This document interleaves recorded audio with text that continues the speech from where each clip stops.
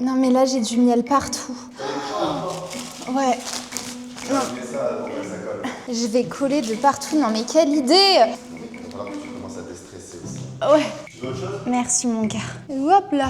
Moi, j'ai des stress, ça. Oui. Vous êtes nombreuses à chaque fois à me poser plein de questions, que ce soit sur ma vie pro, sur ma vie perso. Et là je me suis dit mais ok meuf, en fait tu viens de lancer ta chaîne YouTube, donc autant y répondre avec bien évidemment un petit matcha de chez Pochi.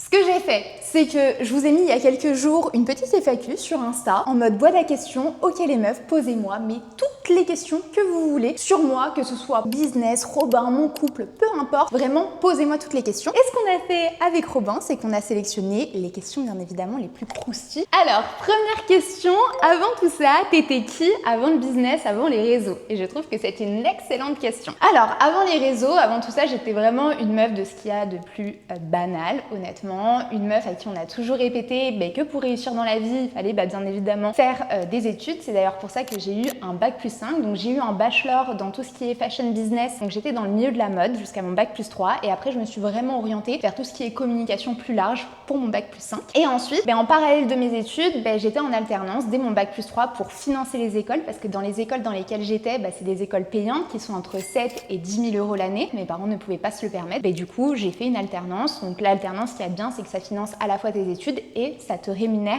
également. Sauf que, à un moment donné, moi, après avoir fait ça, on m'a proposé un CDI sur un plateau d'argent. Donc pour ceux qui le savent, j'ai fait des alternances dans des petites boîtes, mais à la fin, j'ai terminé ma dernière année d'alternance dans une grosse boîte, donc chez TF1. Je m'occupais de toute la partie talent management, je m'occupais des influenceurs, etc. On m'a proposé honnêtement un CDI sur un plateau d'argent que j'allais accepter parce que j'adorais honnêtement mon job, mais sauf qu'à un moment donné, en fait, j'ai eu un trop plein et je me suis dit, ok, pour gagner par exemple ce salaire, je bosse 24 heures sur 24, ma vie était dédiée à ça et à un moment donné, je m'en souviens, j'étais partie en vacances à Lisbonne avec Robin et je me suis pris une énorme claque et je me suis dit non meuf, en fait c'est pas ça que tu veux dans ta vie. Je veux pas en fait dépendre toujours d'un patron, dépendre de quelqu'un, surtout que par exemple j'étais en vacances, on me contactait quand même. Donc du coup au bout d'un moment j'ai un peu tout envoyé valser, j'étais plus du tout alignée avec cette vie. Donc voilà qui j'étais, voilà ma petite life avant les réseaux. Ensuite, deuxième petite question, est-ce que la Inès qu'on voit sur les réseaux, c'est exactement la même que dans la vraie vie? Là, ce que je vous propose,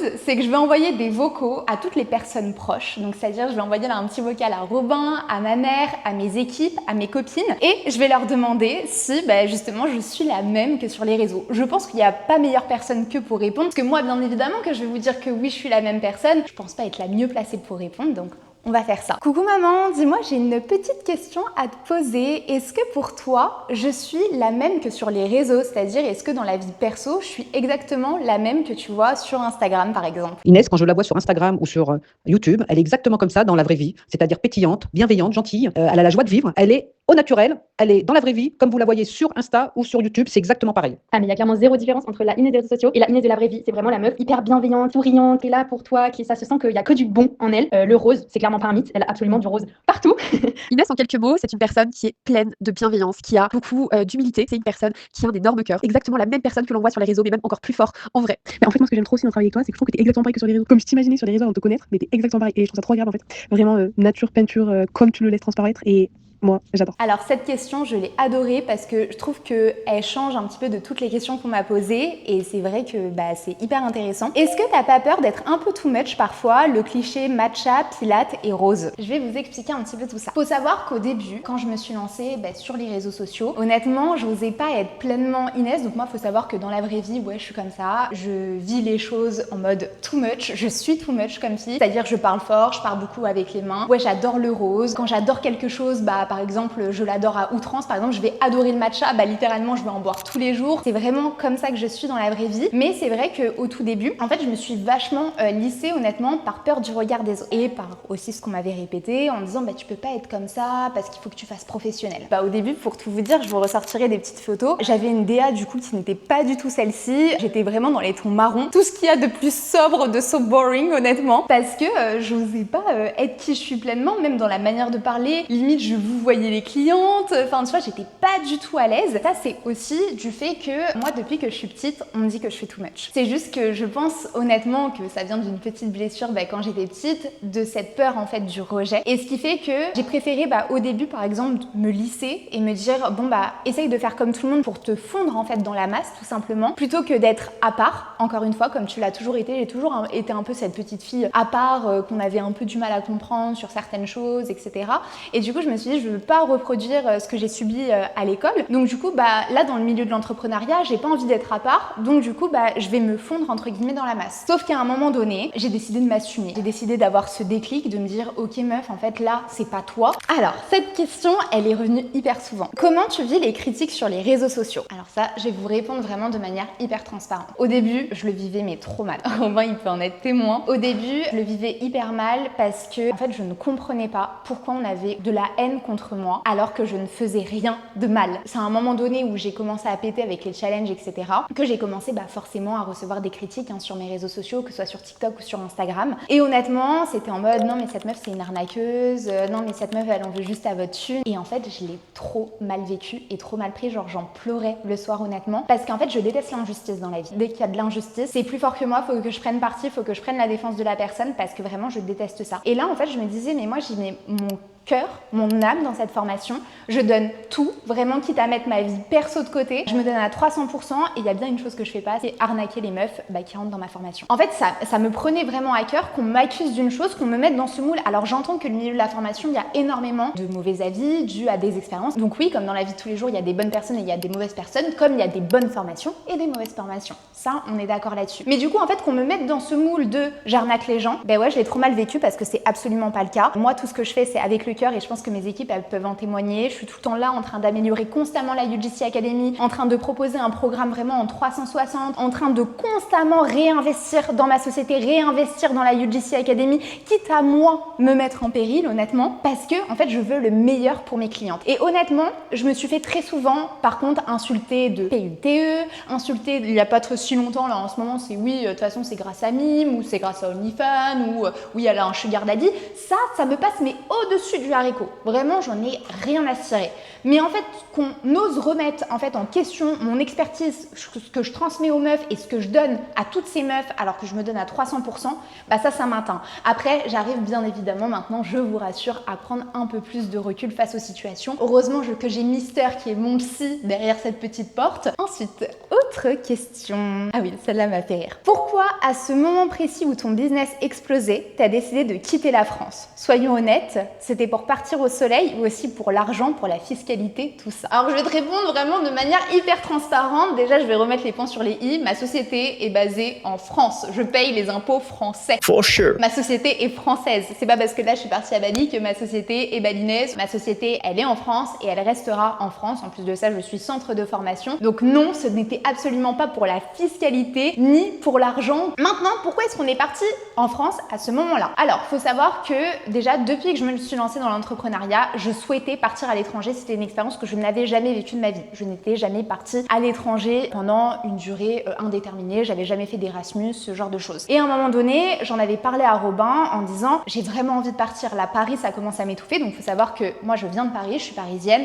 Alors, j'adore Paris, j'adore mon appartement. Mais à un moment donné, en fait, j'étouffais. Et surtout, j'ai eu une discussion, notamment avec une de mes meilleures potes, Alizée, où en fait, je lui disais, en fait, je dis aux meufs de vivre leurs rêves, de se lancer, de pas avoir peur, de croire en elles, etc. Mais moi, en fait, je le dis depuis mon petit appartement et sans oser faire ce que j'ai réellement envie, c'est-à-dire partir vivre à l'étranger, au soleil, parce que Paris m'étouffe, étouffe ma créativité. Et en fait, à un moment donné, j'ai eu ce déclic et je me suis dit, t'es une impostrice, tu vois. Genre, en vrai, tu mens aux gens. C'est ça que je me suis dit. Parce que tu leur dis d'aller jusqu'au bout de leurs rêves, etc. Mais toi-même, tu le fais pas. Donc comment tu veux que ces meufs, genre, elles aient confiance en toi? C'est très clairement la réflexion que j'ai eue. Et là, à un moment donné, j'ai eu une discussion hyper sérieuse avec Robin. Je m'en souviens, on était dans la voiture pour aller à Berre. Et je lui ai dit, non mais là, j'étouffe Robin, je me sens vraiment pas bien. Et lui, il voyait que j'allais pas bien. C'était dû aussi au fait que mon business n'allait pas forcément bien à cette période. Mais en fait, il s'est dit, ok, au bout d'un moment, si moi, ma priorité, c'est ce qu'il m'a dit, c'est que je veux que tu sois heureuse. Donc je suis prête à quitter mon CDI pour toi, parce qu'il faut savoir que Robin, il avait quand même une situation hyper stable. Il avait un CDI vraiment qui lui plaisait, où il gagnait bien sa vie, etc. À un moment donné, il m'a dit « Ok, Inès, tu sais quoi, on va se casser à l'étranger. Ça y est, on va le faire. Juste, laisse-moi terminer ma période de préavis et après,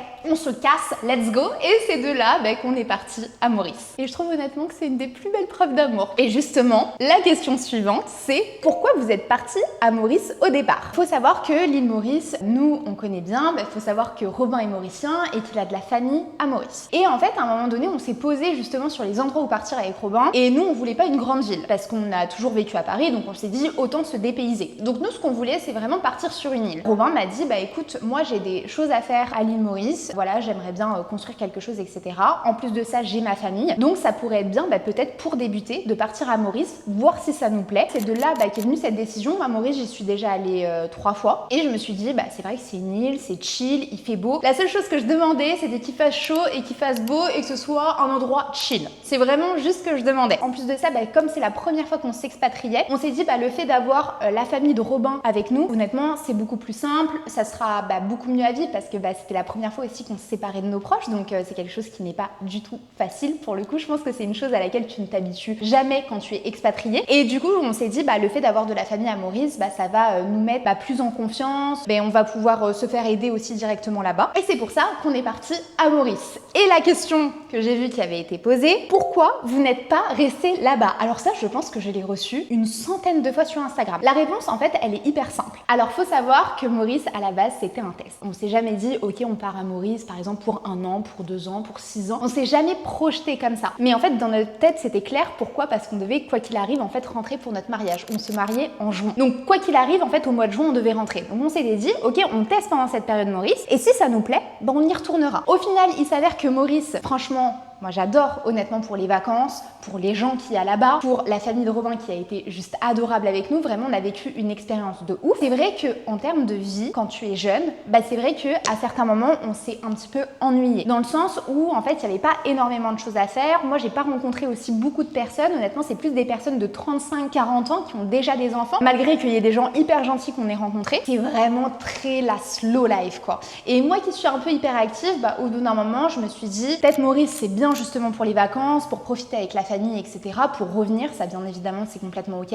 Mais pour y vivre, c'est vrai qu'on s'est pas forcément projeté avec Robin là-dessus. Mais après, ça a été une magnifique expérience qu'on a vécue et je pense qu'on n'aurait pas pu rêver mieux, honnêtement, comme première expatriation. Parce qu'en plus de ça, disons-le honnêtement, mais les couchers de soleil, ce genre de choses quand t'allais taper ton meilleur McDo avec les couchers de soleil, ça c'était un truc de ouf quand même. Et c'est là où on s'est dit quand même, on a eu ce déclic de quoi qu'il arrive, on veut vivre en fait sur une île. Est-ce que la vie à Bali, c'est vraiment aussi incroyable que ce qu'on voit sur Instagram? Du coup, je vais vous répondre, encore une fois, avec ma vision, pas avec la vision que les autres personnes peuvent avoir. Je vais vous donner simplement mon opinion. Moi, personnellement, ce que je montre sur Instagram, c'est ma vraie vie à Bali. Je parle pas de la vraie vie, je parle de ma vraie vie. Moi, personnellement, j'adore Bali. Pourquoi? Parce que déjà, pour la simplicité de la vie, tout est simple ici. Regardez, j'ai commandé un matcha il y a 15 minutes, ça arrivait directement. On se fait jamais à manger, honnêtement, on se fait tout le temps livrer parce que le coût de la vie est beaucoup moins élevé. On a une femme de ménage, on lave nos affaires à la lauderie, donc en termes de charge mentale, quand t'es entrepreneur,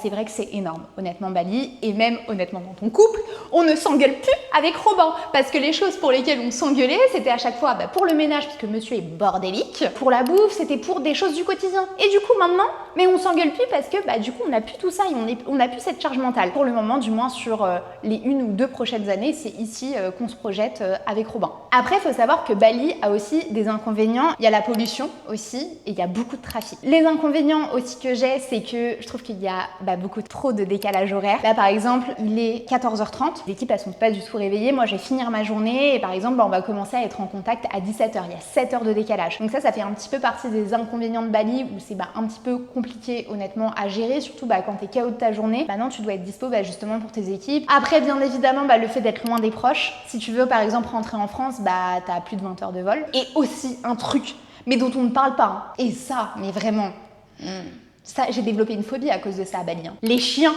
J'adorais les chiens avant. Vraiment, regardez, teckel partout. J'adore. Non mais en vrai de vrai, j'adore les animaux. Mais ici, j'ai développé une phobie des chiens. C'est pas la dernière fois où on rentrait en scooter, et ça, mais ça m'est arrivé plein de fois. Mais on se fait attaquer par les chiens. Un chien, on rentre de soirée, carrément, il nous fonce dessus pour sauter sur le scooter pour nous mordre. Non mais attendez, en plus, je suis pas vaccinée contre la rage, moi. Donc moi, je suis comme ça à chaque fois que je croise des chiens. C'est-à-dire que là, il y a des chiens, par exemple, au bout de ma rue. Je suis carrément en train de calculer en me disant, ok, je crois que de 8h30 à 10h30, ils ne sortent pas. Donc il faut absolument que je sorte dans cette tranche horaire. Tout à l'heure, je suis sortie à midi, et ben ils étaient là. Et ils m'attendaient, prêts à m'attaquer. Mais regardez-les. Regardez, je vous montre. Hein. It's okay. Je dois à chaque fois rassurer les grabs à cause de ces teignes-là humaines. Enfin, c'est chiant. Putain, à chaque fois je dois les rassurer parce que même les grabs ils ont hyper peur. Qu'est-ce que tu regrettes le plus depuis que t'as quitté la France? Bah d'être loin de ma famille. Déjà ça c'est la première chose. Honnêtement le fait d'être loin de ma famille, je trouve que c'est le plus gros bémol quand t'es expatrié. Mais en tout cas moi je suis très proche de ma mère, de ma grand-mère. Et le fait d'être loin d'elle, heureusement merci il y a FaceTime maintenant. D'ailleurs on a installé ça à ma grand-mère. Franchement c'est pépitas. Mais c'est vrai que le fait d'être loin d'elle, bah c'est assez compliqué à gérer. Et il y a bien un truc dont tu t'habitues à jamais, c'est les au revoir. Oh là là. Qu'est-ce que c'est dur les au revoir. Franchement, c'est horrible. Et autre chose qui me manque le plus en France, c'est la nourriture. À Bali, c'est très bon. Honnêtement, c'est bien parce que t'as plein de restaurants occidentaux. Ça fait partie des choses aussi que j'adore. En vrai, tu peux manger tout ce que tu veux et en vrai, c'est bon, voire très bon. J'ai mangé une de mes meilleures pizzas à la Baraka, ici, incroyable. Ce qui me manque le plus, c'est le goût de la nourriture française. Je saurais pas vous expliquer, je trouve que la nourriture française a un goût particulier. Par exemple, ici, BK, mais c'est horrible. Vraiment, avec Robin, bah déjà Robin est tombé malade. Alors que là, quand je suis rentrée en France, en plus, ils avaient ressorti la gamme cheddar. Mais oh, c'était incroyable. Même le McDo, enfin, des grosses chaînes comme ça, bah tu retrouves pas le même goût, par exemple là en Indonésie ou dans n'importe quel pays. Donc ce qui me manque le plus, c'est ça. Ça va être le fromage aussi, le bon fromage, vraiment. Alors, la meuf qui dit le bon fromage. Moi, je vous parle de Caprice des Dieux. Voilà. Moi, j'adore le Caprice des Dieux. Personnellement, ici, il n'y en a pas. Ou du moins, j'en ai pas vu. Ce qui me manque aussi le plus, ça va être un bon pain au chocolat. Là, par exemple, le bon pain au chocolat de ma boulangerie, pareil, c'est pas le même goût ici, c'est pas pareil. Alors oui, il y a des Français qui ont ouvert des choses, mais ce n'est pas pareil. Donc, en résumé, ce qui me manque le plus, c'est ma famille et la bouffe. Voilà, mes deux addictions en ce moment. Est-ce que la UGC Academy, c'est ton premier bébé? Et bah la réponse, c'est non. Et ça va peut-être en choquer certaines, mais non, je me suis déjà lancée dans l'entrepreneuriat, même quand j'étais en alternance. Comme quoi, en fait, le monde de l'entrepreneuriat m'appelait. Me disait, Inès, tu dois venir à nous. Alors, faut savoir que j'ai lancé 2 business avant la UGC Academy. Premier business que j'ai lancé en famille avec mon chéri et ma belle-sœur. On a lancé un vide dressing d'influenceurs. Donc, on a collaboré avec des influenceuses et en fait, on s'occupait de leur vide dressing et on le revendait à ses abonnés. Donc, en fait, on avait élaboré tout un système là-dessus qui s'appelait Nesty Paris. D'ailleurs, je vais vous mettre le Instagram, comme ça, vous allez pouvoir y jeter un œil. Mais du coup, on a lancé ça post-Covid. Donc, ouais, c'était en 2021. Honnêtement, après, du coup, on a repris la vie quotidienne, ce qui fait qu'on n'avait plus du tout le temps. Et quoi qu'il arrive, en fait, notre business plan, alors l'idée était trop bien, honnêtement. Elle était cool, ça fonctionnait, on a même collaboré avec de grosses influenceuses. Mais en fait, le business plan, nous, notre rémunération, mais c'était peanuts, quoi. Enfin, franchement, on a chié honnêtement sur le business plan. On gagnait quasiment rien, hein. Honnêtement, disons-le honnêtement. Enfin, on s'est un peu chié là-dessus, quoi. Et mon deuxième bébé, ça a été au début quand je me suis lancée dans l'entrepreneuriat, donc juste après avoir envoyé tout valser, mon alternance, etc., etc., je me suis dit, ok meuf, en fait là tu vas te lancer dans l'influence, c'est ce que tu maîtrises le plus, donc let's go. J'ai au début voulu accompagner des marques dans leur développement d'influence et il y a une de mes meilleures potes, coucou Alison, qui m'a dit, mais meuf, lance ta formation et tout justement pour les marques. Donc le milieu de la formation, c'est vrai que ça existait, mais on n'en parlait pas encore énormément. Enfin, il y a 3 ans, on en parlait, mais je sais plus, c'était pas non plus comme là maintenant. Et c'est surtout, moi, c'était un monde que je ne connaissais mais absolument pas. Je me disais, mais comment je vais lancer une formation? Et au final, elle m'a aidée parce qu'elle avait sa formation. Et la formation s'appelait J'infiltre l'influence. Je vais vous mettre des petites photos. Vous allez voir l'ADA horrible, la marron et tout. Mais du coup, j'avais lancé cette formation donc pour les marques où je leur expliquais justement comment trouver des influenceuses, comment justement communiquer. Enfin, c'était vraiment tout un plan élaboré pour elles, pour qu'elles puissent mettre en place des stratégies d'influence. Si on fait un petit topo de comment ça s'est passé, très clairement, j'ai lancé ça.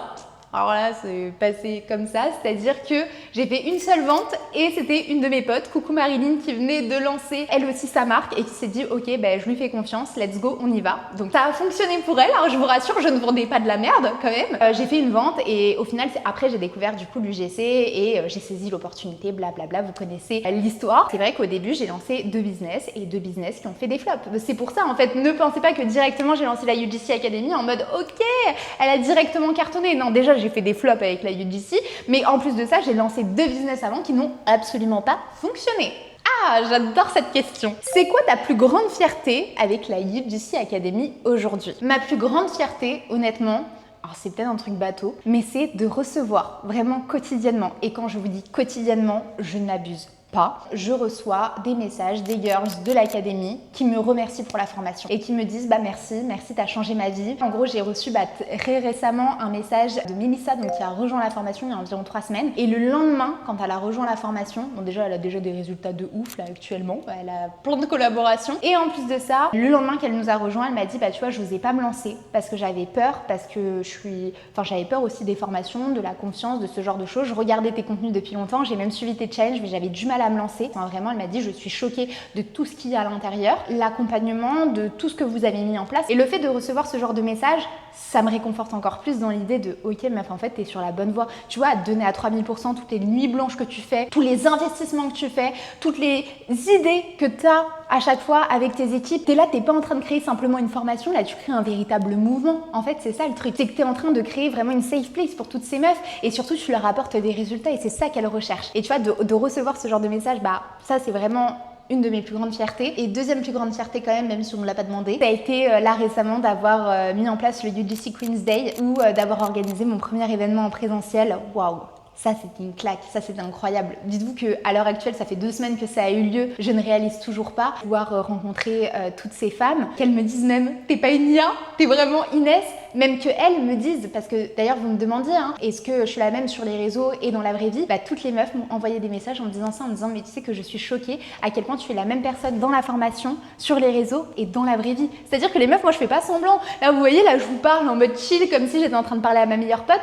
Je vais pas faire semblant, encore une fois, j'ai trop fait semblant pendant trop longtemps. Pendant au moins les 24 premières années de ma vie, même les 25 premières années de ma vie, j'ai fait semblant. Là, j'ai 27 ans, alors 28 là dans 3 mois, ça c'est un petit peu compliqué. Je peux vous dire un truc, c'est que je m'assume pleinement comme je suis. Et ça, si toi derrière ton écran c'est pas encore le cas, tu devrais en faire de même. Quels sont selon toi les 3 vrais facteurs qui ont fait la réussite de la UGC? Alors, pour moi, le premier facteur, sans hésiter, c'est d'avoir une team hyper alignée. C'est-à-dire que l'année dernière, il y a 1 an tout pile d'ailleurs, je suis retombée sur des vidéos YouTube et vraiment ça m'a brisé le cœur parce que je savais à quel point j'étais mal cette période-là, il y a tout pile 1 an. Ça me fait mal au cœur rien que d'y repenser. Mais au final, mon business n'allait pas bien, mais parce que je pense qu'aussi je n'étais pas alignée avec les personnes avec lesquelles je travaillais. Pour moi, ce qui fait vraiment la réussite de la UGC, c'est d'avoir une team. Et quand je vous dis que je suis tellement reconnaissante d'avoir cette putain de team, mais j'ai des meufs juste incroyables avec moi. Elles sont là, elles suivent mes idées, sachant que mon cerveau, il fuse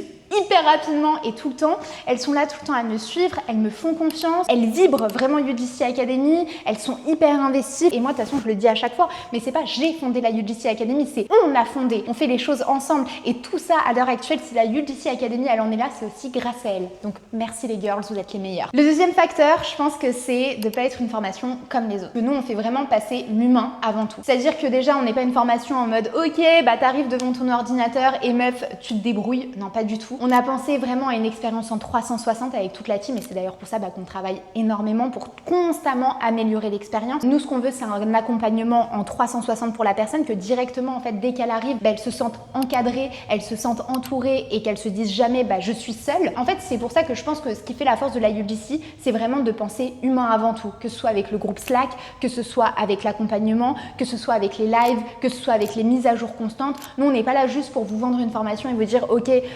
on te vend une formation, maintenant tu te débrouilles derrière ton ordi. Non, on est là pour vous vendre vraiment une expérience. Ah, et la troisième chose, et ça rejoint un petit peu ce que j'ai dit, c'est qu'on est en constante évolution. Il faut savoir que le monde de la création de contenu, le monde de l'UGC, le monde de la communication, ça évolue constamment. Donc avoir une formation qui date de 2023, c'est hors de question. Là, à l'heure actuelle, on est à la V5 pour vous dire, et on ajoute environ tous les mois des nouveaux modules sur des nouvelles choses. Là, récemment, on a ajouté l'IA, parce que l'intelligence artificielle, comme vous le savez, maintenant, ça prend une place énorme. Après, attention, ça ne remplacera jamais jamais les humains. Là, on va avoir Notion. Récemment, on a fait hier soir un cours de yoga en live. On a mis en place UGC Pro, également pour la UGC Academy, pour celles qui souhaitent scaler et en plus de la création de contenu UGC, se lancer dans tout ce qui est community management ou dans ce qui est copywriting, montage, produit digital. On a toujours envie de vous accompagner pour aller encore plus loin. On met en place des challenges environ tous les 2 mois. Là, par exemple, on prépare un challenge pour la Saint-Valentin pour vraiment essayer de challenger les girls. Pareil, pour Pâques, bien évidemment, on prévoit quelque chose. En fait, l'objectif, c'est que les filles, en fait, elles soient elles-mêmes en constante évolution et pour ça, il faut que la formation soit en constante évolution. Alors, cette question, combien tu gagnes vraiment par mois? À votre avis, est-ce que je vais répondre? Bah oui. Je vais vous dire combien je gagne. Moi, j'ai pas de tabou sur ça. La France a un tabou sur ça. Disclaimer, avant de commencer, le chiffre d'affaires n'est pas que je gagne réellement. Là, ce que je vais vous donner, c'est pas mon chiffre d'affaires. Ça va être que je gagne, ce que j'empoche, que je me paye chaque mois. Depuis maintenant 1 an, je me paye 2000 € par mois, tout simplement. Faut savoir que il y a encore 9 mois environ, je me payais pas. Pendant 2 ans, je me suis pas payée ou alors je me versais, des petites sommes par-ci par-là. Mais je ne me suis jamais payée auparavant. Pourquoi? Parce que je réinvestissais tout dans mon business. C'est-à-dire que je crois tellement en mon business que je réinvestis tout. Et là, pareil, je me paye 2000 € par mois parce que c'est amplement suffisant pour moi, c'est amplement suffisant pour ma vie à Bali. Je prends juste ce dont j'ai besoin en termes d'argent et honnêtement, je me fais kiffer. Regardez, je bois des matchas tous les jours. Je m'achète à chaque fois de nouvelles fringues. Bon, déjà, je suis assez dépensière dans la vie de tous les jours, mais 2000 €, c'est ce qui me suffit pour vivre. Le reste, c'est dans ma société. C'est quoi la plus grosse erreur business que tu as faite, celle qui t'a vraiment coûté cher? Vouloir être une autre personne pour réussir. Et ça, c'était en 2024-2025, quand les challenges ont pris énormément d'ampleur. Passer de la petite fille qui lançait sa formation à devenir la référence dans l'UGC, une des grosses têtes de l'UGC. Donc j'étais en mode ok, qu'est-ce qui se passe? Moi-même, j'étais pas prête à cette évolution parce que quand je vous dis que ça a fait comme ça, mais d'un coup, je n'étais pas prête. Et ça, c'est en l'espace vraiment de 3 mois que mon business a explosé. Donc déjà, j'étais pas prête par rapport à ça. Et en fait, le souci, c'est que j'ai trop voulu me calquer sur des grosses têtes de l'entrepreneuriat qui ont réussi. Je me suis fait conseiller honnêtement par des grosses têtes de l'entrepreneuriat qui, au final, en fait, me donnaient leur business plan à eux, ce qui a fonctionné pour eux. Et le problème, c'est que j'étais persuadée que ça allait fonctionner pour moi. Ah bah oui, attends, si ça a fonctionné pour eux, bien évidemment que ça va fonctionner pour moi. Mais pas du tout. J'ai perdu mais tellement d'argent, mais vraiment tellement d'argent. En fait, je pensais réinvestir dans mon business, mais c'était de la connerie honnêtement. À force de mettre trop de choses en place, comme les grosses têtes, et moi-même je me suis perdue. Et c'est d'ailleurs pour ça que j'ai fini en burn-out et que j'étais pas bien. C'est pour ça que je vous parlais du fait que j'étais pas du tout alignée avec ma team. C'est parce que aussi j'avais recruté beaucoup de personnes. En masse, d'un coup, on était 30 personnes, vraiment du jour au lendemain. Et au final, en fait, j'étais complètement perdue. Et je me disais, mais meuf, en fait, si les grosses têtes elles font ça, toi aussi tu dois faire ça. Donc en gros, je me calquais sur eux pour mon business. Alors que mon business c'est à part, leur business c'est à part. Et s'ils ont réussi, c'est parce qu'ils ont mis certaines choses en place qui leur ressemblent. Et moi, si je réussis, comme ce qui se passe à l'heure actuelle, c'est parce que je suis alignée avec mes valeurs, je suis alignée avec ce que je partage, etc. Mais j'ai trop voulu être une autre personne. Et ça a été vraiment une de mes plus grosses erreurs dans le monde du business. Ah non, mais celle-là, est-ce que je vous l'ai dit ou pas? Parce que là, j'ai envie de vous partager des gossips en fait. Allez. On est entre cops, je vous partage. C'est quoi les pires dingueries que t'aies vécues dans le monde du business? Mais j'en ai vécu tellement. Mais là, j'ai encore d'en vivre récemment. Je filtre un peu quand même. La première personne, peut-être qu'elle se reconnaîtra si par hasard tu regardes mes vidéos. On a infiltré un de mes challenges. Ça a été il y a 1 an pour littéralement me voler toutes mes clientes. Et cette personne, en fait, j'ai dû la bloquer même de mes stories. Parce qu'il faut savoir que moi, je repartageais toutes les stories sur lesquelles les personnes m'identifiaient. Et c'est vrai que les challenges, ça prenait énormément d'ampleur. On était quand même sur 12 000 personnes inscrites. Et en fait, je repartageais à chaque fois les stories sur lesquelles j'étais identifiée. Par exemple, les filles, elles mettaient jour 1, jour 2, etc. Et en fait, cette personne, elle s'amusait d'aller déjà dans chacune de mes stories, contacter chaque personne. Donc ça, je l'ai appris parce que j'ai vu les messages. Et ensuite, elle avait envoyé des personnes de son équipe infiltrer mon challenge pour contacter les personnes du challenge et limite, en fait, se faire passer pour un membre de mon équipe. Et comme ça, en fait, elle l'emmenait vers son challenge à elle. Et pour la petite anecdote, cette personne... Comme quoi, c'est fou comment les gens, on n'a pas du tout les mêmes valeurs. C'est qu'elle a même contacté ma mère, elle a même contacté mes meilleurs potes. Enfin, je sais pas, genre meuf, renseigne-toi un minima avant de démarcher les personnes. Tu vois que c'est ma mère, en plus, c'est ma jumelle, quoi. Et pour la petite anecdote, non mais ça faut que je vous la partage, mais il y a 2 semaines, c'était le lendemain de l'event, je vais dans mes invitations et je vois que cette personne, elle a contacté qui? Elle a contacté la UGC Academy. Donc il faut savoir que j'ai un compte Instagram spécial UGC Academy et je reçois quoi? Je reçois des vocaux de sa part et j'étais en mode non mais attends, mais comment est-ce qu'elle fait sa prospection? Enfin, comme quoi elle contacte vraiment les personnes, mais au hasard quoi. Elle a contacté le compte de la UGC Academy, donc je suis une de ses concurrentes, et elle va contacter le compte de la UGC Academy. Enfin meuf, je sais pas, regarde un petit peu. Mais du coup ça fait partie vraiment des dingueries qu'on m'ait faites parce que justement quand elle a infiltré également un de mes challenges, faut savoir qu'elle a infiltré aussi le live, et du coup il y avait des personnes de ses équipes qui mettaient plein de commentaires négatifs. Donc autant vous dire que c'était hyper compliqué à gérer parce que moi je vais dans le monde des bisounours, j'avais pas mis de modérateur ni quoi que ce soit. Donc heureusement j'avais Marjo à l'époque dans mes équipes qui était en mode en train de supprimer un petit peu les messages, et c'est après que je l'ai appris qu'elle avait infiltré le challenge parce que mes équipes ont souhaité me préserver. C'est après avoir vu tous les commentaires là que j'ai commencé à poser des questions, et en fait c'était elle qui était derrière tout ça. Ah oui, dinguerie là qu'on m'a fait récemment, c'est qu'on a essayé de me pirater mon business manager sur Facebook pour que j'arrête toutes mes publicités. Voilà, je balance ça comme ça. Comme quoi en fait le monde du business, c'est un petit peu comme dans la vie de tous les jours, il y a des gens bien, il y a des gens pas bien, là c'est exactement pareil. Il y a des gens malheureusement qui veulent te nuire. Moi je suis dans mon coin. C'est-à-dire que moi je ne calcule mais vraiment personne. Et que là qu'il y ait des gens tu vois qui veulent me nuire sous prétexte que je suis un peu plus visible, que voilà mon business il prend une autre ampleur, etc. J'avoue honnêtement je le vis mal parce que pareil en fait c'est de l'injustice, je comprends pas. Derrière tout ça il y a du travail, je me donne à 300%, j'investis beaucoup d'argent, etc. Et qu'il y ait des gens qui veulent me nuire comme ça parce que faut savoir que pour pirater mon business manager, moi ça peut me mettre vraiment dans la mouise. Donc ouais, un petit peu compliqué à gérer, j'avoue je l'ai un petit peu mal vécu d'ailleurs cette période, enfin là la phase où on a essayé de me pirater. Mais bon, c'est la vie apparemment, c'est la rançon du succès, donc bon ma foi. Est-ce que tu as déjà eu envie d'arrêter la UGC et de tout plaquer? Alors oui, honnêtement, je vous le dis sincèrement, l'année dernière à cette même période, là en janvier-février, j'ai voulu tout arrêter. Vraiment. Je pleurais, quand je vous dis matin, midi et soir, je pleurais plus que je ne mangeais, très clairement. Et je suppliais Robin de vraiment me faire arrêter la UGC Academy parce que c'était tellement devenu anxiogène pour moi. Je ne me retrouvais plus, j'étais plus du tout alignée, je ne savais plus moi-même qui j'étais, je m'étais perdue moi-même en tant que personne. J'en souffrais énormément parce que déjà je voyais mon entreprise aller droit dans le mur, enfin ma trésorerie, elle a fait comme ça, mais elle a fait comme ça. À un moment donné, je vous le dis honnêtement, j'étais dans le rouge. J'étais dans le rouge où je ne savais même plus comment j'allais payer mes équipes. Je m'en souviens d'une scène où c'était le jour de la Saint-Valentin et je lui ai dit s'il te plaît, je t'en supplie, fais-moi tout arrêter, trouve une solution pour fermer ma société, je veux retourner dans le monde du salariat. Et je ne déconne pas, j'ai vraiment dit ça, mais j'étais en larmes. Mais même Robin, pendant 3 mois, j'étais, mais vraiment, je pense, dans une, j'irais pas dire de dépression, mais limite, honnêtement, je pense que j'ai fait un burn-out en fait de ma propre société.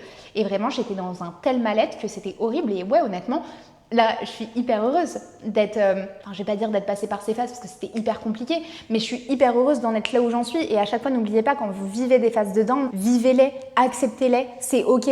Comme on dit, après la pluie vient le beau temps, donc ouais, c'est pas facile à gérer, mais accrochez-vous, lâchez rien. Regardez là, moi je me suis accrochée et c'est grâce à Mister derrière, parce que s'il n'y avait pas eu Robin, je peux vous le dire que j'aurais tout arrêté. Parce que Robin, on a parlé pendant des heures et il me disait mais t'as pas fait tout ça pour rien, là tu peux être fière de toi, regarde tout ce que t'as mis en place, regarde le nombre de vies que tu changes. J'ai montré les messages des meufs, il me disait et elle tu vas l'abandonner, et elle tu vas l'abandonner, et elle aussi. Et en fait ça m'a fait un moment un déclic où je me suis dit non, je peux pas abandonner toutes ces meufs, je peux pas abandonner là tout ce que j'ai mis en place, donc let's go, t'y vas et tu te donnes à 300%, quitte à te prendre un mur, c'est pas grave, t'y vas. Est-ce que tu penses vraiment que tout le monde peut se lancer dans l'entrepreneuriat? Alors non. Honnêtement, alors moi je fais partie de ces gens-là et là je suis hyper catégorique. Tout le monde ne peut pas se lancer dans l'entrepreneuriat. Là je vois trop des jeunes en ce moment et vraiment ça commence à me faire paniquer. Des jeunes genre de 17-18 ans qui disent tu veux faire quoi dans ta vie? Ah direct moi je veux me lancer en tant qu'entrepreneur. Mais en fait vous vous rendez pas compte de la charge mentale que c'est d'être dans l'entrepreneuriat, je crois. Il y a vachement de rêves qui est vendu sur les réseaux sociaux. Moi la première, j'avoue, c'est pas que tu vends du rêve mais c'est juste que ta vie elle est comme ça à un moment donné. Mais sauf que t'as pas montré justement quand tu t'es lancé et quand tu galérais parce que maintenant t'en es à ce point C entre guillemets, mais tu montes pas le poids 1. En fait, je pense qu'il y a beaucoup de jeunes notamment qui idéalisent cette situation, mais qui ne se rendent pas compte en fait de la charge derrière que ça implique. Derrière, c'est du 24/24, c'est du 7 jours sur 7. Moi, ça fait 3 ans, je mange business, je dors business. Là, typiquement, ça fait plus d'1 mois et demi, je dors hyper mal parce qu'il y a plein de projets qu'on met en place, etc. Tu ne peux que compter sur toi. Si un jour, tu ne peux pas manger et tu n'as pas de salaire, c'est de ta faute. C'est toi qui dois te bouger. En fait, se lancer dans l'entrepreneuriat, pour moi, c'est pas fait pour tout le monde parce qu'il faut que tu aies quand même une certaine force mentale, faut que tu aies une certaine régularité, une certaine assiduité, faut que, au lieu de parfois tu as envie de glander devant ta télé, non, que tu te mettes un coup de pied au cul, tu te dises non, là faut que je bosse. Ça va être de s'autodiscipliner. Enfin, c'est hyper dur de se lancer à son compte. Et pour moi, tout le monde n'est pas fait pour se lancer à son compte. Là, j'ai vu récemment des TikTok qui disaient si tout le monde peut le faire, mais pas du tout. Il y a des gens qui sont très bien dans le milieu du salariat. Et par contre, faut arrêter ça aussi, de comparer, en gros, comme si les gens du salariat étaient moins moins bien que ceux qui se lançaient dans l'entrepreneuriat. Pas du tout. C'est juste qu'on a des rêves qui sont complètement différents. C'est aussi simple que ça. En fait, pour moi, ça devrait pas être une lubie de se lancer dans l'entrepreneuriat. Donc vraiment, avant de vous lancer dans l'entrepreneuriat, ne jugez pas seulement face aux publicités, ne jugez pas seulement sur les réseaux sociaux, renseignez-vous bien avant de vous lancer. C'est quoi la plus grosse folie que tu t'es autorisée depuis que tu as réussi? C'était pour venir à Bali il y a 2 semaines. Je me suis payé une classe business avec Emirates. Voilà. Ça, c'était vraiment une de mes plus grosses folies. Je ne me faisais jamais kiffer. C'est-à-dire que j'étais lancée à mon compte, je réinvestissais tout dans mon business, je payais plein de choses à mes proches pour les faire kiffer, que ce soit des voyages, des vacances, que ce soit un téléphone, un ordi, etc. Mais que moi, je me faisais jamais passer en priorité. Bon, après, ça, c'est dans la vie de tous les jours, je suis comme ça, je fais toujours passer mes proches avant tout. En fait, c'est comme si, ouais, je le méritais pas. J'étais dans cette période où je le méritais pas et c'est pour ça que j'avais acheté cette bague Cartier pour me dire, bah ok meuf, en fait tu mérites, regarde tout ce que tu as accompli. Et c'était fin 2024. Et après, l'autre folie que j'ai fait, ça a été de voyager en business. Mais sinon, moi je voyage en éco, alors que je pourrais me permettre la business, mais ouais, je voyage en éco, je m'achète pas des sacs de luxe à foison. Moi, comme je vous l'ai dit, je vis avec 2000 € par mois parce que en fait cette vie-là me correspond genre à 300%. Et c'est la vie dont j'ai toujours rêvé. Alors oui, à un moment donné, peut-être que je vais me payer plus, etc. Mais vous me verrez jamais être avec plein de sacs de luxe, plein de montres de luxe, aller dans des hôtels genre hyper luxueux, vous montrer ma richesse. Je ne suis pas comme ça et je le ferai jamais. Est-ce que ton business a déjà mis ton couple en danger? Justement, on va vous prévoir en plus avec Robin une petite FAQ pour vous répondre un petit peu sur le business en couple, etc. Parce qu'en plus, on bosse ensemble. Donc comme ça, on va pouvoir vous répondre. Donc ça a pas mis notre couple en danger, mais ça a créé un petit peu des petites discordes. Et là, plus récemment, alors on n'est pas du tout en embrouille ni quoi que ce soit, mais c'est juste en fait qu'on se rend compte que il a son business, plus on bosse ensemble sur plein de projets, sauf que on bosse ensemble sur le même projet, mais sur différentes parties. Et en fait, on bosse mais H24, c'est-à-dire qu'on est dans la même pièce, littéralement sur ce canapé. Je suis là, il est là, et en fait, on ne se parle pas de la journée. Même pour manger, on mange limite devant notre ordi. Et le soir, en fait, on bosse jusqu'à genre minuit, 1h. Et donc du coup, là, on a une petite explication en mode bon, si on ne veut pas mal finir dans notre couple, il serait temps de quand même communiquer ensemble. Mais là, en fait, le truc, c'est qu'on a envie de bosser matin, midi et soir parce que les sujets, tout simplement, ils nous passionnent. Mais le problème, c'est qu'il faut pas non plus oublier son couple, quoi, tout simplement. C'est pas, ça met pas notre couple en danger, mais c'est vrai que le travail peut très rapidement prendre une énorme place dans notre couple, quoi. Qui gagne le plus entre vous deux? Et est-ce que ça a déjà créé des tensions? Alors ça, jamais. Honnêtement, ça a jamais créé de tension. On a toujours été pareil avec Robin, vraiment. Limite, tout ce qui est à lui est à moi et tout ce qui est à moi est à lui. On part vraiment de ce principe-là là-dessus. C'est Robin qui gagne le plus si on parle en termes de salaire, de rémunération, comme je vous l'ai dit. Robin gagne mieux sa vie que moi. Si on parle de chiffre d'affaires, là, c'est une toute autre histoire. C'est Bibi qui gagne. C'est vrai que si on parle juste en termes de rémunération pure, c'est Robin qui remporte cette manche. Est-ce que ton plus gros défaut perso, c'est aussi ton plus gros défaut pro? Oh là là, prendre trop les choses à cœur. Putain, mais Inès, si tu vois cette vidéo, mais wake up quoi. En fait, je prends trop les choses à cœur, que ce soit côté pro ou côté perso. Je vais faire une montagne d'une chose qui n'est pas grave et je vais m'en rendre malade, je vais pas dormir de la nuit. Mais ça, c'est le côté hypersensible. C'est que je vis les choses à 300%. Tu vas me dire un petit truc, mais limite je vais culpabiliser, je vais réanalyser ce que j'ai dit, etc. Et en fait, côté pro ou côté perso, je prends trop les choses à cœur et honnêtement, ça me bouffe. Genre par exemple, on va m'annoncer un truc, c'est pas grave. Robin il me dit mais c'est pas grave Inès. Non mais si, mais comment je vais faire? Et en fait, je me projette trop vite, trop loin. Oui mais si là on travaille plus ensemble, comment est-ce qu'on va faire? Et là, oh là là, mais c'est catastrophique et vraiment je n'endors pas de la nuit. Et là justement avec Robin, il est en train de m'éduquer un petit peu sur ça en mode de savoir les degrés justement de gravité des choses. Genre il me disait par exemple, quand t'as appris ça, quand t'as appris que t'avais un cancer de la peau, c'était combien en termes de gravité? On est d'accord que c'était 11 sur 10. Alors ton truc à côté, il est minime. En ayant en plus eu une chose grave comme j'ai pu avoir, normalement, je pourrais minimiser les choses. Mais je ne sais pas pourquoi je n'arrive pas à minimiser. Robin me dit toujours, il n'y a pas de problème, il y a toujours des solutions. C'est la phrase que je répète aussi H24. Je sais pas, je me prends trop la tête et je prends trop les choses à cœur. Vraiment, ça m'impacte directement. Est-ce que être hypersensible, quand tu montes une société, est-ce que ça matche vraiment? Oh putain, faut être prête. Hein. Oh là là, je peux vous le dire que faut être prête parce que vivre avec ton hypersensibilité et monter ta société, t'as intérêt à être bien entouré. Sans Robin, honnêtement, sans ma mère aussi, je suis pas sûre que j'en serais là. C'est clairement mes psys. C'est-à-dire que moi, je vis toujours les choses hyper intensément, donc je vais être très heureuse un jour, après je peux être très malheureuse. Là, par exemple, j'ai failli chialer avant de faire cette vidéo parce que je n'arrivais pas à tourner, j'arrivais pas à m'exprimer, j'arrivais pas à être naturelle, j'avais l'impression que c'était nul. Voilà, c'est être une hypersensible. Robin est venu me rassurer juste avant cette vidéo en mode ça va le faire, t'inquiète pas, t'es la meilleure, tout est ok. Ça, malheureusement, ça peut être un inconvénient pour toi. Mais à la fois, ça peut être aussi une de tes plus grandes forces. parce que t'es vrai, t'es naturel, tu te montres tel quel quoi. Bon, c'est les dernières petites questions, mais on m'a posé des questions un peu plus perso. Et j'ai pris la décision d'y répondre pour la première fois. C'est vrai que j'ai commencé à en parler l'année dernière, mais j'ai jamais réellement raconté. Quand on t'annonce ton cancer, alors que tu viens de lancer ton business, qu'est-ce qui se passe dans ta tête? Pour ceux qui ne savent pas, on m'a diagnostiqué à l'âge de 24 ans un cancer de la peau. Bah très clairement, tout s'écroule.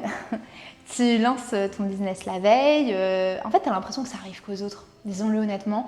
T'as l'impression que ça arrive qu'aux autres, tu te dis ça peut pas m'arriver à moi. En fait quand le médecin t'annonce ça, alors faut savoir pour vous récapituler un petit peu, je m'en souviens toujours, j'étais dans ma chambre et là je reçois un appel du dermato. Et quand tu reçois ce genre d'appel, en général c'est pas bon et j'avais fait des analyses 10 jours avant. En fait il me dit faut que vous veniez en urgence. Et là en fait il t'annonce, donc déjà t'as eu le temps de te faire 10 000 films dans la voiture. Heureusement j'avais Robin avec moi et là il nous annonce à tous les deux que j'ai un cancer de la peau, un carcinome et qui ne comprend pas parce que même lui il me dit t'as 24 ans, t'es brune, t'as la pommade, t'es pas du tout le profil. C'est vrai que malheureusement tu as ça et il va falloir te faire opérer en urgence et voilà, suivre des soins, etc. Et là en fait t'as l'impression que littéralement ton corps il sort de toi. T'as l'impression de te regarder parce que t'as l'impression que c'est pas réel. Même la première nuit que tu passes, tu t'es dit ok c'est un cauchemar. Et non, en fait c'est pas un cauchemar. Et là après s'ensuit, je vous passe mais tous les soins, l'opération, etc. La peur, la crainte, est-ce que ça revient? Et c'est hyper compliqué à gérer parce que à côté de ça, en fait tu te poses la question de est-ce que du coup c'est un signe pour que j'arrête tout ou est-ce que justement ça va devenir ma force? Et en fait j'ai pris la décision d'en parler à personne. Alors est-ce que c'est bien, est-ce que c'est pas bien, j'en sais rien, mais en tout cas c'est la décision que j'avais prise, c'est d'en parler à personne, d'en parler qu'à ma mère, ma grand-mère, mon père, Robin qui est au courant, juste une amie à moi. Et le reste, même à ma famille, même il y a certains membres de ma famille qui vont peut-être l'apprendre comme ça, mais à qui j'en ai pas forcément parlé parce que je veux pas les inquiéter ni quoi que ce soit. J'ai pris la décision de le dire à personne parce que j'avais l'impression peut-être que le dire, c'est comme si je le vivais vraiment. C'est hyper paradoxal à dire parce que je sais que je le vivais, parce que je vivais les soins, ce genre de choses, mais à côté de ça je me disais j'ai pas envie en fait que les gens ils me regardent avec pitié, qu'ils me regardent avec un autre regard. Je vais rester la Inès qu'ils connaissent. Je pense que c'était pour ça. Et du coup j'ai pris la décision pendant 2 ans de le dire à personne quasiment et de le dire après au compte-gouttes quand j'étais prête à mes amis, à ma famille, etc. Et donc du coup en fait je me suis mise dans une bulle qui a fait que je me suis dit ok du coup tu continues ton business et tu donnes à 300% comme si tu n'avais rien en fait. Et du coup j'ai continué. Et d'ailleurs ça c'est une question, pourquoi t'en as pas parlé tout de suite sur les réseaux sociaux? Et en fait c'est un petit peu la même chose qu'avec mes proches, c'est-à-dire que je voulais pas qu'on me regarde avec un autre regard, ou je voulais pas être cette meuf qui s'est lancée et en gros qu'on reconnaît que parce qu'elle a eu un cancer de la peau. Je voulais être une personne en fait à part entière. Je voulais qu'on me reconnaisse là comme aujourd'hui comme Inès Mas, ta BFF de l'UGC, et pas comme Inès qui a eu un cancer de la peau à 24 ans. C'est pour ça que j'en ai parlé là 2 ans après, parce que je me sentais prête. Déjà ça c'est aussi hyper important, parce que je me sentais pas prête avant d'en parler. Si j'en parlais pas à mes proches, c'est pas pour en parler sur les réseaux sociaux. Et moi faire du business sur ma maladie, ça ne m'intéresse absolument pas. La santé c'est beaucoup trop précieux. Et aussi j'avais peur du jugement, disons-le honnêtement. J'avais peur du jugement de même là elle part vivre au soleil alors qu'elle a un cancer de la peau, non mais sérieux, c'est n'importe quoi. En fait les gens ont toujours quelque chose à dire, veulent toujours ramener leurs pommes alors qu'on leur a rien demandé quoi, littéralement. Et en fait j'avais peur de ça aussi et j'ai tout simplement pas prête. J'en avais parlé lors du live du fameux challenge dont je vous ai parlé. Ça m'a fait du bien, ça m'a libérée de quelque chose. Et honnêtement alors t'es jamais heureuse d'avoir eu un truc comme ça parce que c'est horrible et même c'est quelque chose que t'as toute ta vie. Mais à côté de ça c'est devenu ma véritable force. Et peut-être que sans cette maladie, j'en serais pas là où j'en suis à l'heure actuelle. Elle vit avec moi quoi maintenant, donc c'est devenu honnêtement ma véritable force et ça fait qui je suis quoi, cette Inès que vous connaissez. Bon voilà, je pense qu'on a fini cette FAQ qui est beaucoup trop longue, disons-le honnêtement, parce que je suis beaucoup trop bavarde. Mais en tout cas, si tu as kiffé, n'hésite pas à liker, à commenter et bien évidemment à t'abonner. Et on se retrouve très vite pour une prochaine vidéo, parce que oui, je sors une vidéo tous les dimanches à 20h, donc sois au rendez-vous. Bon allez, zoubi!